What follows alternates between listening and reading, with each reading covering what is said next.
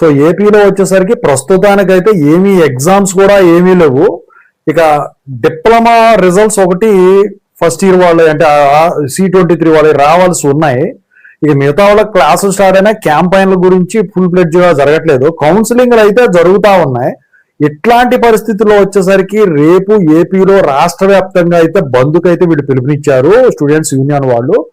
దానికి ముఖ్య కారణం వచ్చేసరికి ఏంటంటే రియంబర్స్మెంట్లు కాదు, ఇక్కడ నీట్ ఎగ్జామ్ పేపర్ ఏదైతే లీక్ అయిందో దాని గురించి దేశవ్యాప్తంగా జరుగుతూ ఉంది.